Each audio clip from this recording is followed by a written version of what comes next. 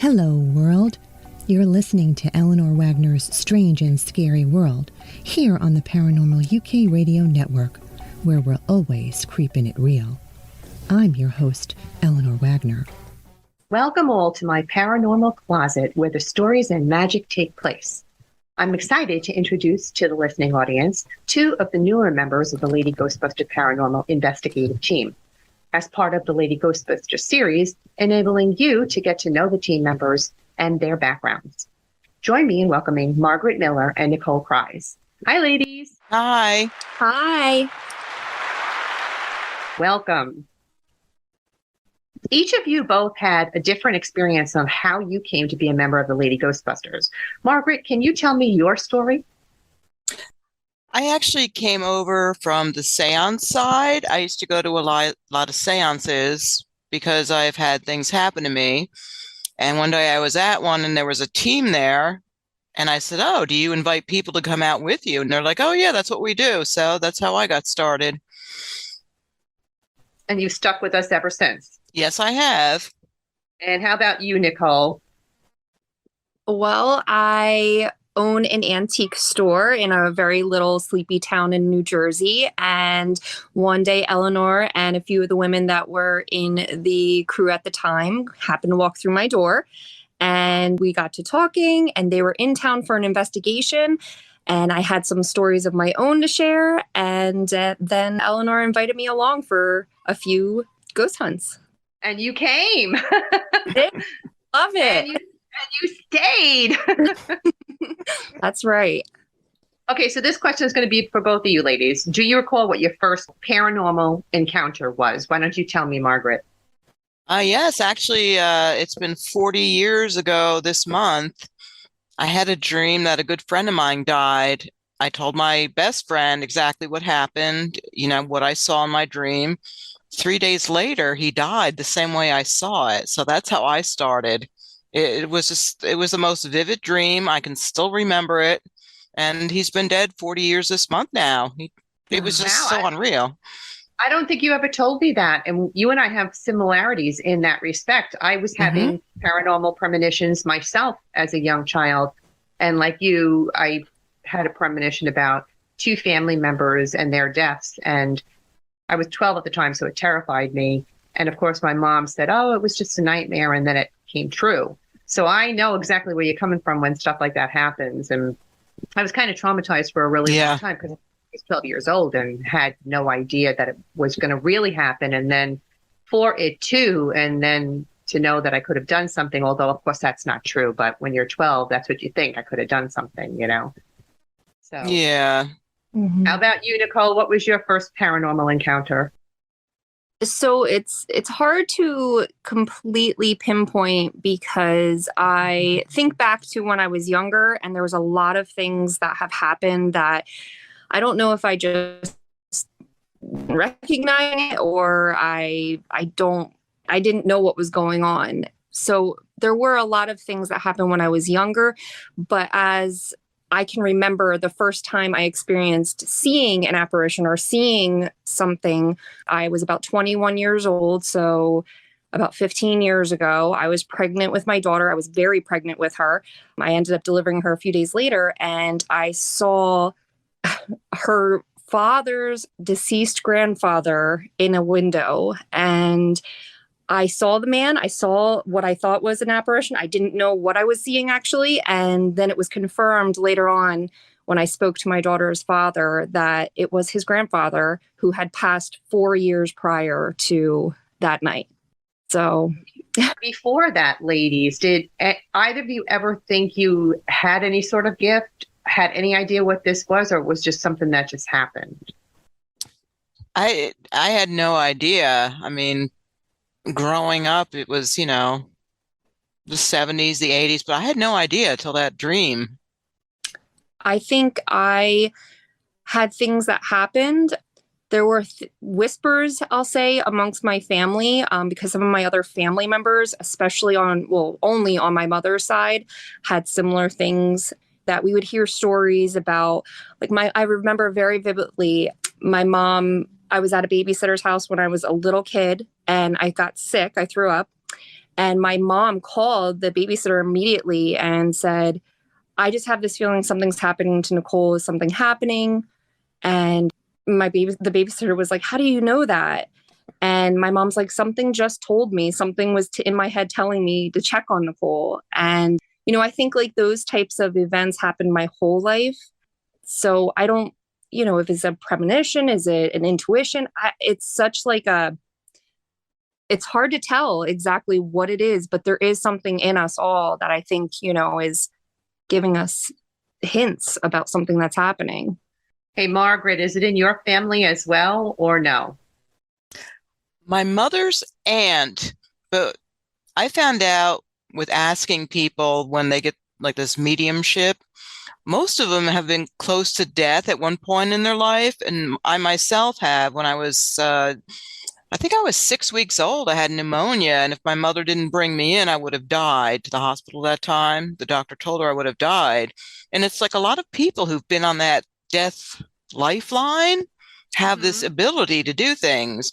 And also with the autistic, I was diagnosed on the low end at 52. So I wonder if that always brought into something too, because it opens you up. You see different things. And they do say children with autism are very sensitive. I learned to live around it when I was small because it wasn't known then, but just I was very self-aware. And like now I'm yeah, it's been my whole life, I think, maybe, but I just never thought about it. So how do you feel to be a paranormal investigator now, Nicole? I absolutely love it. I think I learn so much each investigation that we go on. It helps develop what I feel like my intuition and what abilities I have. It definitely helps build those, but it also is just really interesting hearing other people's stories. There's so many similarities, when we go to a home and they're telling us just stuff that's happened in their life. It's almost like therapeutic a lot of times for the people that we're investigating. I worked in healthcare for 15 years prior to my antique business.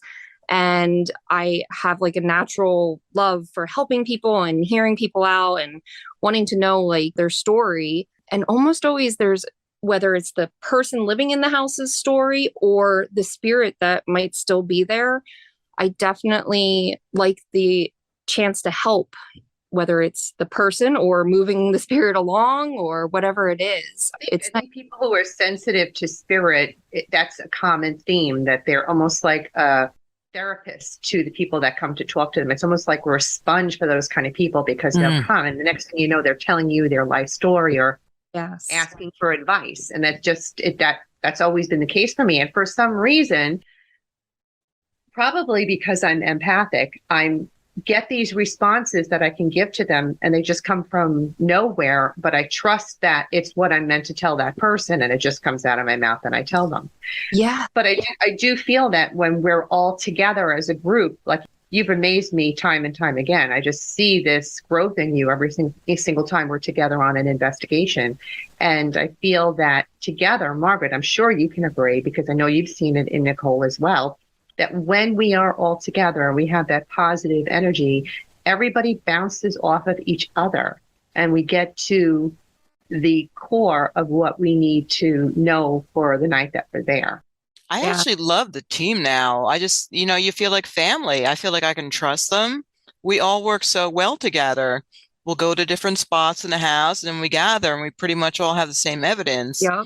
But it's watching the different ways that they do it, respecting their opinions and thinking about it. And like, they don't tell you, they teach you. But I just love these people I'm with. Yeah, but Nicole, though, I noticed too, I think the more you do this, the more you open up. But you were like picking out things left and right. I was like, whoa. Even since the very first investigation, she was like that. But I noticed it the most when we were at the Elks Club because I had, if I can tell the listening audience this, because I'm the author and I write these chapters in my books about these locations, I'm privy to paranormal activity in a building before we even go for an investigation, because obviously these people are reaching out to me and saying, this is what's going on, or I have this footage, or that sort of thing. So I know the stuff when we go in, but I just don't tell it to any of the team members, because you guys don't want to know anyway, because you want to be able to see if you could pick it up yourself. And then we can compare notes at the end and say, yes, that is something. And you hit one on every single point at the Elks Club. And it was just amazing to me because it was like, oh my God, that's exactly what's been going on. And you didn't even trust it yourself, if you remember. You were like, I don't even know if this means anything, but you would write notes and I would say to you, just say it. Like Margaret takes out her equipment, and when something's on there, she goes, this sounds ridiculous, but this is what it's saying. Later on, we end up figuring out, oh my God, that's why it makes sense. So never be afraid to say what it is that you have coming to you, because you'll end up figuring out where it fits into the puzzle later on. For sure. Right. And that's something that I think, not necessarily doing this for a long time in my life, I've only been really investigating with you guys for about a year. I was unsure. And there are many times where we go somewhere and I'm unsure. And I think that's something that you just have to get over. Trust your gut. Trust there is something telling you little whispers of what's going on, and just to say it. That's one of the hardest parts. But I think, with each investigation I try to listen. Well, we've had other conversations, you and I, about other things that have happened to you in your life when something was so uncertain to you, but you kind of just, look, I have this feeling, and I have to tell you that this person's coming to me and they're telling me they want me to tell you this. And the person looks at you like you have three heads, but you like, I know it may sound ridiculous, but does this sound familiar to you? Well, those things, all of those that you were telling me were experiences that you had prior, Nicole, but you just didn't recognize them as something 100% because you didn't trust yourself. But I think you've become to that point now where you do really trust yourself, and it's helping you to grow and learn more. For sure. For sure. Well, I have a really great team that I can look up to. So you guys are awesome. And I really, I listen to all your experiences, and it helps. It really does. So thank you guys. You're welcome. We're so glad you're a part of our team. Thank you. I know the answer to this next question, but I'm sure my listeners would like to know. Margaret, do you personally have any special gifts or talents that help you when you paranormal investigate? Psychology knowledge is one of the biggest things, because you have to read the person, you have to read the room. We were just talking how psychology really does help, because it is true. Oh, yes. And that is definitely something that you use in paranormal investigating as well. That I can do. I'm like a clairvoyant, I'm a medium, I'm a empath, and I'm a nurturer. So we had a team member down last week when we were at the Burn Bray. I was so concerned about him that just came popping into my mind. I couldn't really investigate. I kept thinking, oh, this poor guy, But it's just like a combination of everything. Just your knowing, common sense, anything. It's everything. Just to let the listeners know, when we were at Burn Bray Mansion last weekend, team member Joe Cahill went into one of the rooms, and he's the kind of guy that likes to go in when nobody else is around and just scout everything and get a feel for all the rooms. And when he's drawn to one in particular, he'll kind of linger around to get a feel for any spirit that's there. And he was in this one particular area, and when he came out, he started to have a really bad migraine, and it just got worse and worse until he was totally debilitated for the entire night and wasn't able to even join us till the next morning. And when he and I spoke about it afterwards, he says to me that he really feels like it was meant to happen, that he was not meant to be in Burn Bray that night for that investigation for whatever reason. But he's determined to go back. Yay. So he wants to go back, but he feels like it was, whether it's divine intervention or spirit keeping him away, he did. And you ladies, I haven't had a chance to even tell you, but I've spoken to Art this week, and he definitely brought something home with him. Oh no. And he didn't even stay in the building with us that night because he is such a sponge for that kind of thing. And the spirits in Burn Bray, the bad ones in Burn Bray, don't really like him. And so they kind of go after him. And he says it's from the cemetery. He brought it home from the cemetery. Mm-hmm. He said the other night, he didn't even know that Lizzie wasn't around. Like, he knew she was going to be going out, but he thought she was still in the home. And he was upstairs when all of a sudden he heard her scream, "Arthur!" And he goes, He hears the door slam and he runs down to go and investigate, and she's nowhere to be found. And he gets a phone call from her that she's already gone. So he's like, oh shit, I brought something home, because he said it was a doppelganger definitely trying to scare the shit out of him. So he had to do some cleansing at his home. He customarily goes through that kind of thing, and he knows how to handle it. But wow. Better man than I would be, because I don't know how I can handle that. I've had things I've brought home in the past, but nothing that scary to me. That really sounded pretty scary. Yeah, for sure. And as soon as I walked into the burn bray, I heard my name called, and I looked around. I'm like, yeah, nobody's answering. I said, didn't you just call my name? I think it was the Margaret name at that place. The first 4 plots I saw were Margaret. It was just weird how that happened. Lady of the house was Margaret, so it would make sense that you would have that connection. And we were in the Margaret room. Yes. And as I said to you too, the little girl's name is Ellie, and the very first time I went to Burn Bray, when I walked into the house, I waved and said, hi Ellie, my name is Ellie too, and I immediately made that connection with her. And that's probably why this last time when we were sitting in the presentation room, when I saw the little girl on the stairs, it made sense that it was probably Ellie peeking down to see what was going on. Yeah, she probably heard you or recognized your voice, knew that you were there, and just peeked down. Yeah, so I definitely do want to go back there. I really like that place. I'm drawn to it. So. Oh yeah, that porch was lovely. I love that place. Yes. And the owners, the Frazies, they're just so lovely. He's a piece of work. He has me laughing the whole time we're there. You go there to be just entertained by that. So paranormal investigating has progressed so much over the last, say, 10 years or so. Where do you guys see paranormal investigating going in the years ahead? Nicole? Well, I think with technology and how, I remember watching ghost hunting shows 20 years ago, and, they would have just a little recording device and just be sitting around it listening, and to what it's gone to now with all the technology that we use. Margaret has a whole entire tricks that she brings, and it's just unbelievable, between being able to hear, see, sense, magnetic sense, anything there. It's just unreal. There's just too much technology now for us not to capture something anymore, which is really exciting, because that can solve a lot of unanswered questions and what happens after.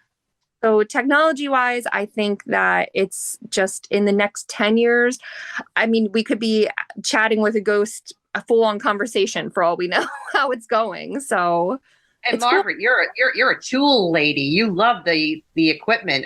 She comes in with baggage like she's going on a trip. Suitcases full of stuff. And just yesterday, I found the other half of my peanut butter and jelly sandwich. So I was her bag lady. I had to. How many bags? I brought 1 bag to Burn Bray, and I think Margaret had 8. I brought stuff for people. Snacks and equipment. Yes. Well, we are very thankful to you for that, truthfully. And you have all these things. Although I do love that equipment and learning about the new stuff and utilizing it, I do really love the fact that we have those traditional methods that we rely on, those senses within ourselves. Mm-hmm. And when all that positive energy is together in the room, it's amazing what we can do together. I'm always surprising myself, because I've said it hundreds of times before, I'm not nearly as gifted as most of you are, but I see myself growing each time. And then when I have that piece of the puzzle that actually fits, I jump up like I'm in kindergarten. Yeah. Because I did it, so I like that we have that energy. For sure. Yes. Mm-hmm. Now, of the investigations we've done together up to this point, which is your favorite and why, Margaret? Oh boy. It's probably the Burn Bray, because all night. I was looking at the door, the closet door, and thought I saw like moss or lichen or something. And Nicole took the picture, and it was actually an apparition. So this guy visited me 3 times. I was looking at him, and I had no idea he was in front of me. Maybe he thought you were Margaret. Ooh. No, but I was laying next to that Ouija board table. Not that I wanted to, but but it was just weird. And then in the morning, I saw the girl's face fade in and out, and I had that smoke thing in my eyes. That was every morning I wake up with those little floaters. And even this morning, I'm like trying to recreate it, and I couldn't. It just looked like black smoke. I don't know what that was. Yeah. I couldn't get rid of it. That was pretty haunted.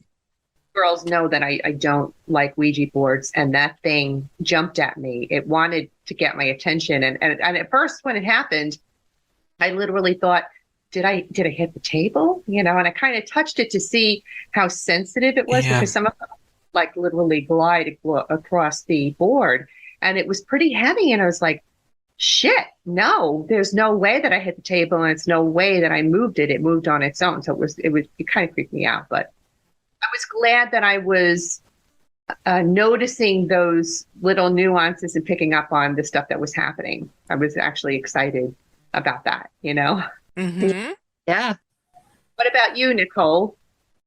I would have to say I can't break it down to one. I have two favorites. And the very first investigation we went on, it happened to be in the town I live in. So we went to a home. It was a woman, Bobby, and we went to her house. She was having a lot of issues going on in the house, but also in her personal life. Some animals were sick. There was some health issues.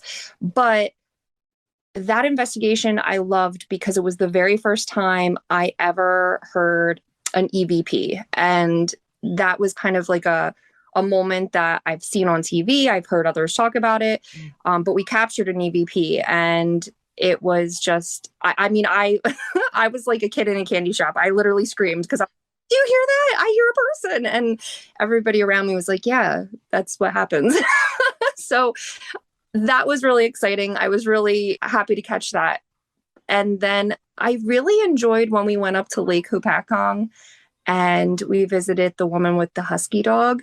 Yeah, I think that particular home still is in my mind because I don't feel like we got answers, and it's like I have so many thoughts that went through my mind, so it's like intriguing. That's why I really enjoyed that house. I want to go back. I want to do more.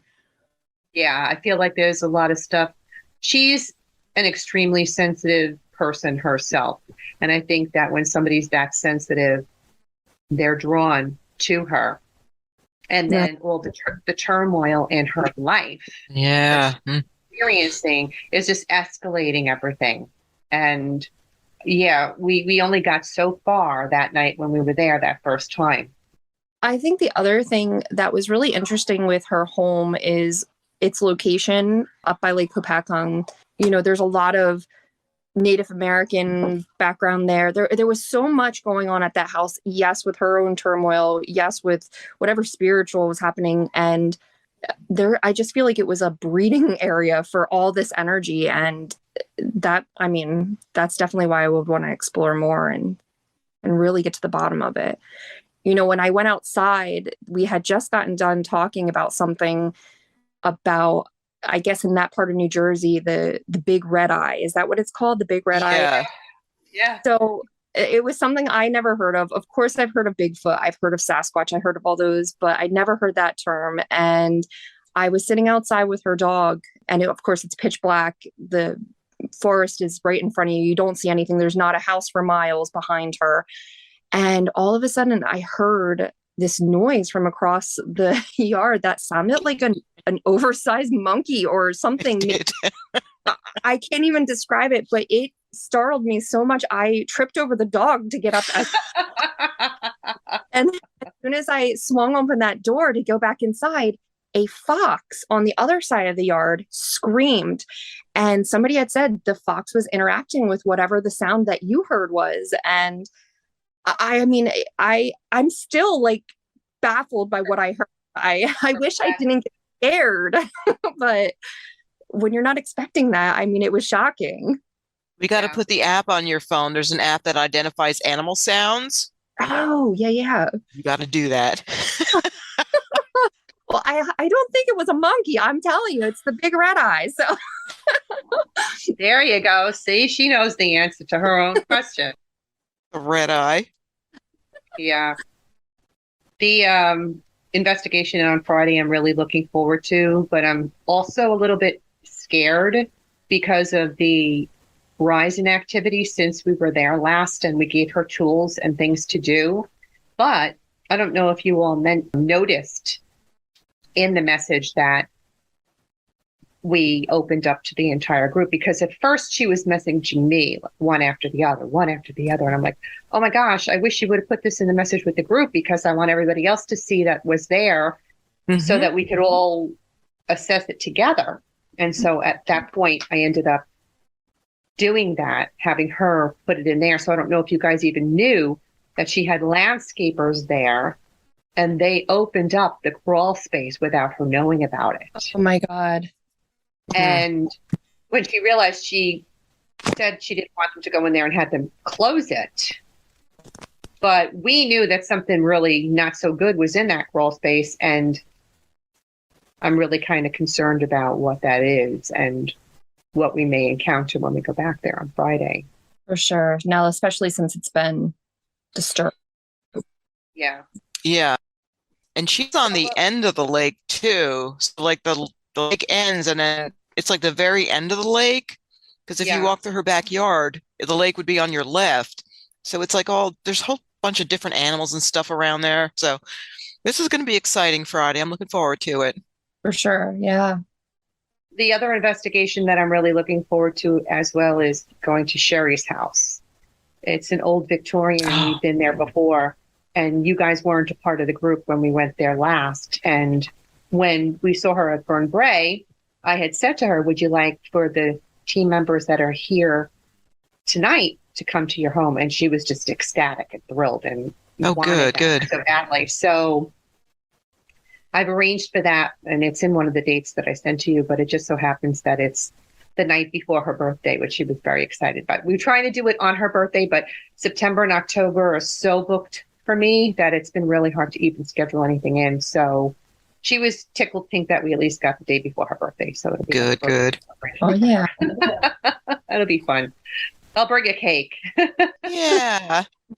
Well, you know what it is? She seems like such a lovely lady who's also very sensitive herself. And I think that first experience for her at Burn Bray was a thrill for her to be able to open up like that and receive the spirit of Ellie, who she made that connection with as well. So I feel bad when her experience was shut down that evening.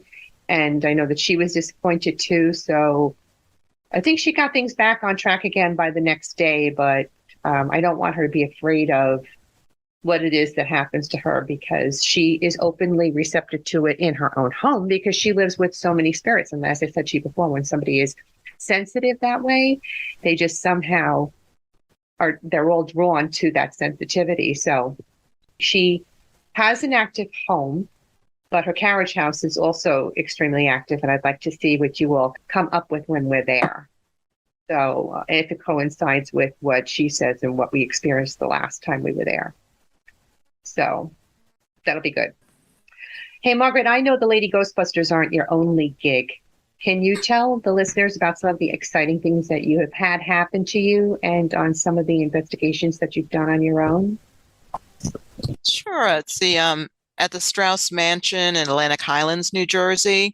I actually was face to face with a 7-foot shadow man. The team I was with caught it on their SLS camera, and they saw me going over there, and they're like, Margaret, it's right in front of you. And I looked up, and it was so dark. And then I realized what I was looking at. So I just kind of backpedaled it out. The Ducre School of Arts, we went in, and something was banging on the pipes. We saw candles go down and come back up. Oh, that's cool. So, yeah, John Zaffis was with us that night. So he was there.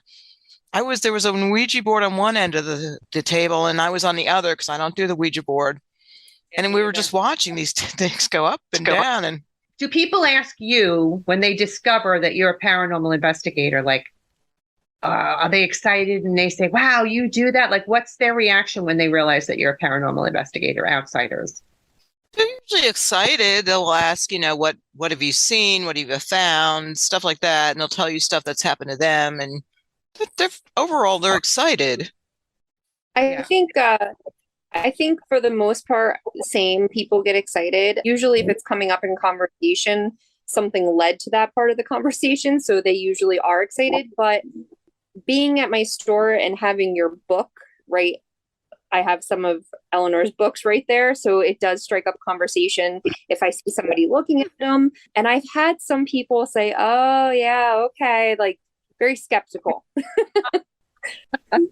Yeah, I love those skeptics. Yeah. Well, I know you own that lovely shop and you have your own YouTube page that you promote. Can you tell my listeners about your life outside of Lady Ghostbusters and how they can find you and what your store's name is and what your YouTube is, all of that? Sure, thank you. Yeah, it's so I own an antique shop in Belvedere, New Jersey. It's called The Cellar Door, and I do have a YouTube channel where I do home tours, I explore other antique shops, I do a few DIY projects, and I really just talk about home decor. So, but with an antique vintage spin. And actually, I've been able to film a few of the homes that we have explored in our investigations due to their historic reasons. And I've included them on my channel. I have two, the Lotta Crabtree House, which was a really awesome mansion that we explored in Lake Hopatcong that I was able to do a full video of, and also the Burn Break. I did a video. That one's not quite ready, but it will be very soon. It does take time to edit amongst all my other things that I'm doing in life. So, but yeah, my YouTube channel is called The Cellar Door Antique Market, and it's a cool channel to check out. Eleanor, trying to help her with her YouTube channel. Oh, thank you. I appreciate that. Yeah, everybody knows I'm not technologically inclined. I'm struggling through my audio. Just took this whole summer out to record my audiobook for the Warren County Hauntings book because readers have encouraged me to do so. They've come to some readings that I've done and book signings and say, you really do speak well and we enjoy listening to you. You should do your own audiobook. So I thought, well, I have the equipment from doing the podcasts. Let me try it. So I managed to do the entire book and I was really proud of it. But now it's coming up with errors all over the place, according to the submission department. So I'm like, shit. So now I'm trying to, so to be continued, really. It's just a matter of finding the right person to help me walk through it and figure out what's going on and then learn how to fix it. But it's just going to take some time because I'm still trying to do my podcasts like we are today, the interviews and to be the interviewer and the interviewee on both of them. And then I'm still trying to write that book and get it out. It's going to be a struggle, but I'll wallow through it. A lot of pressure. I know, Margaret, you've said to me a few times that you've done things outside, and I'm not talking about paranormal investigating. I'm talking about when people have reached out to you for assistance and help. What exactly did that entail? And do you do that on a regular basis that you can tell my listeners what it is that you do if they need help and they can reach out to you themselves? Well, they used to call me Father Flanagan because for some reason people come to me with their issues and problems, like people I don't even know. I was at the Stephen Adler concert about a month ago. This man came from all the way from the top, walked all the way down, stood next to me, and I said, "Oh, can I help you?" And he said, "No, I just felt the need that I had to come down and talk to you, and I had no idea why." Now, this happens all the time to me. I don't know. I think probably the empath in me. It's always been, I've helped people break up with their girlfriends. I've helped everything. It's just, they know they come to me, they can trust me. I don't really tell, I could ruin a lot of marriages, but I don't because I keep all the secrets hidden, I think it's just being an empath, really. I'm approachable and I don't know why. I can feel your pain. That's what I tell them when they're trying to figure out whether they're an empath or not. That's exactly what I explain to them. When you're somebody's therapist and they come out of there and you know that there's a reason for it. So There's never anyone for me to go to, though. That's my problem. Oh, Okay, I'll be there for you. You be there for me. Okay. right. I was going to say when ever since I was younger, my mom always looked at me like I was crazy because we'd be going through the mall or I'd at ShopRite, whatever, getting groceries, and my mom would catch me talking to random strangers, and not in like a creepy way. It was just They just show up. They would show up. And even at my store, I mean, a lot of the people that I have vendors at my shop that sell also, and they all laugh at me when they come into the store. I have customers or people just lingering at the register telling me their entire life story, and I just go with it. I'm okay. Yep. Yep, it's what we do, right? Yeah. Hey, I meant to ask you, are you guys skeptical of some of the other groups and the proof that they unearth? I am.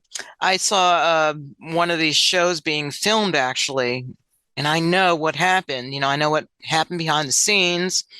So I know these are fake. So it's just, I can't watch them because I know they're fake. I just can't. Yeah.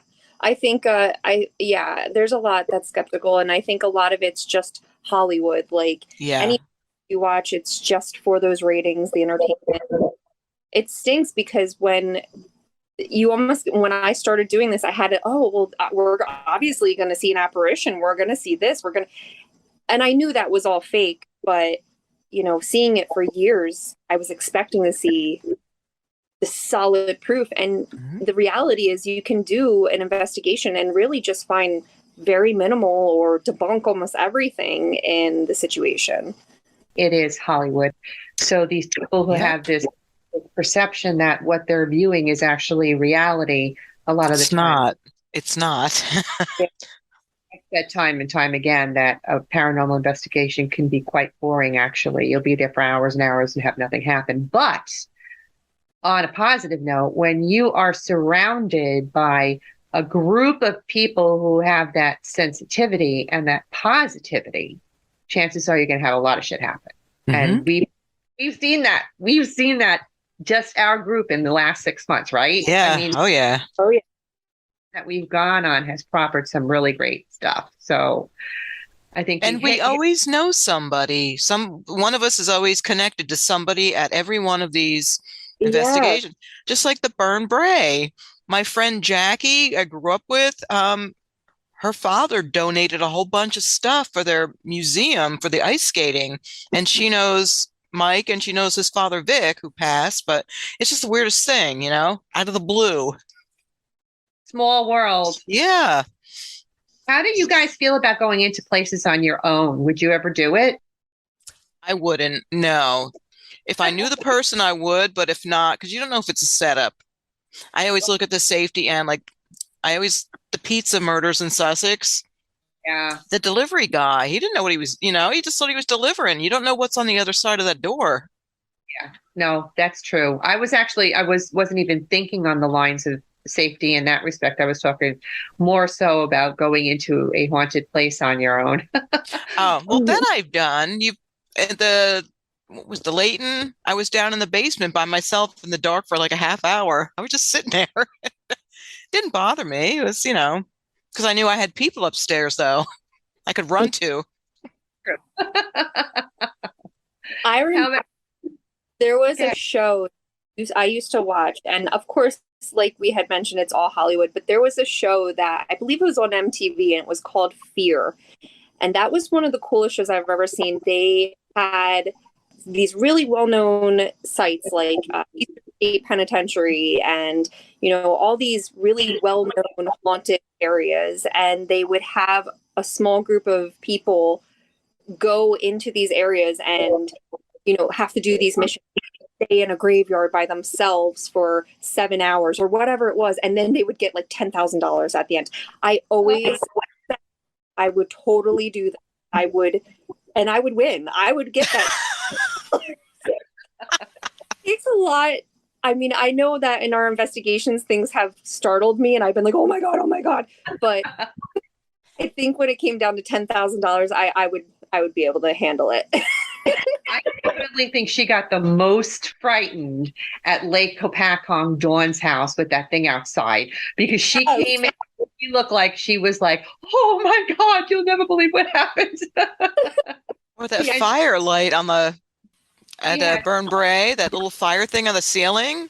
She came crawling over screen. I was like, what's going on? What's going on? Yeah. Let me just clarify. When we were in Burn Bray, I had to share a bed with Margaret. And yes, the fire smoke detector light went off while I was blankly staring into the sky. And it did frighten me, and I jumped on top of Margaret.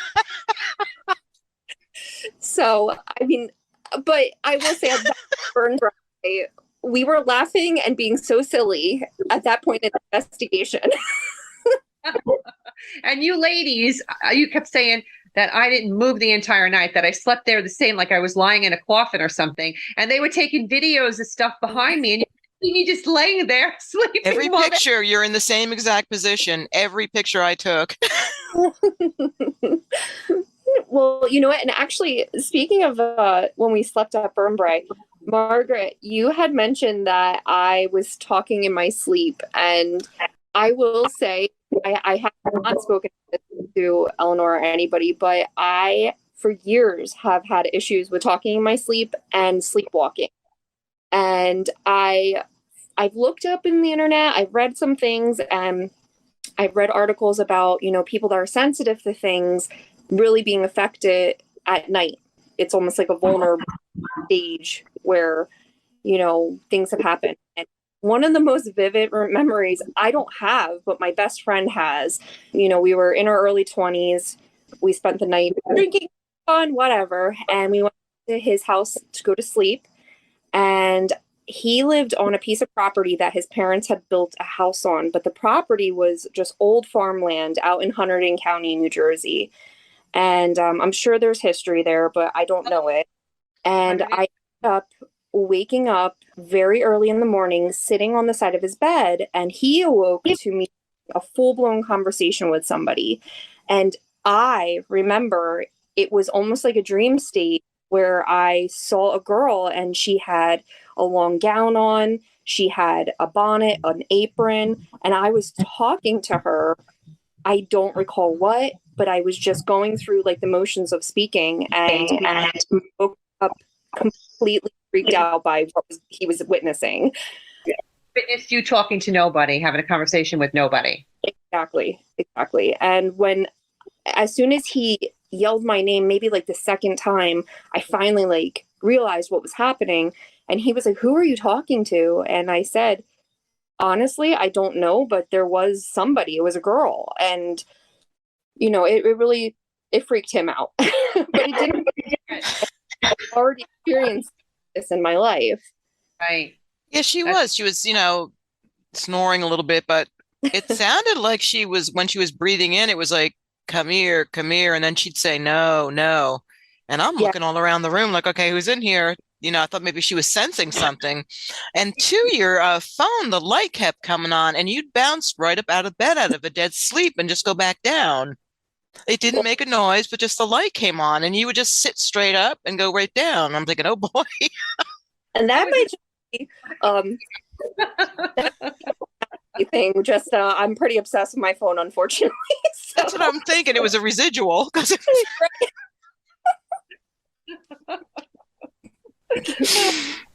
I haven't laughed that hard. That we had so much fun. Oh my God. And the people at the other end of the hallway, I'm surprised they didn't come and ask us to shut up, because we laughed hysterically for a really long while. It seemed to be really out in the morning. So oh, well, thank you girls for coming tonight and opening up yourselves to my listeners. I think they're gonna see that fun side of you and know that ordinary people like them can be sensitive and experience spirit. And if they are sensitive, they might be able to take a chance on learning more about it themselves. What would you suggest to somebody who's interested in the paranormal, and if they feel they're sensitive? What do you think that they should do, Margaret?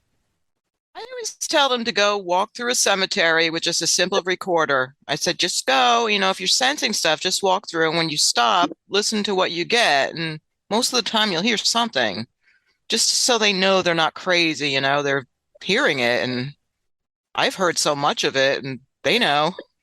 Mm-hmm. And it's real. Yeah. What's your advice, Nicole? I think that one of the things that helped me was really just sitting down, not talking, not letting interruptions, almost like a meditation state, and listening. And it's amazing what you can hear. It's all around you if you give it the opportunity. And like Margaret said, especially if you're in an area like a cemetery. But one of our investigations that we went to, that was something that was amazing to me. We're all talking, we were all trying to give what we had experienced. And I kept hearing something, but I think that's one of the things, you talk loud, you don't listen, you don't pay attention, you miss it. So just coming back to that meditation state, relaxing, quiet, and listening, you'd be surprised. You can hear a lot, without even a recording device. It's definitely around us. And I'd say trust yourself. Trust yourself, because there's a reason that you're feeling whatever it is that you're feeling. Right. Yep. So thanks, lady. I appreciate it. Thank you for having us. Yeah, thank you so much, Eleanor. So listeners, if you liked listening to this week's episode and you're into all things paranormal, check out my other show, Eleanor Wagner's Creepin' It Real podcast, out of the Coast to Coast Entertainment Network, which is available wherever you get your podcasts or directly through my YouTube, Eleanor Wagner. Stay a few minutes longer and listen as our soundtrack music, performed by Silent Crafters' Stranger Part 2 off the Stranger Part 2 album, takes us out. Ghostly listeners, you can follow me on my website, authoreleanorwagner.com, where there are links to my books and video updates and photographs from all the investigations. Thank you, paranormal enthusiasts, for tuning in today. I hope you'll come back again. Remember to tap into your own gifts. Everyone has them. And in the meantime, make sure you're creeping it real.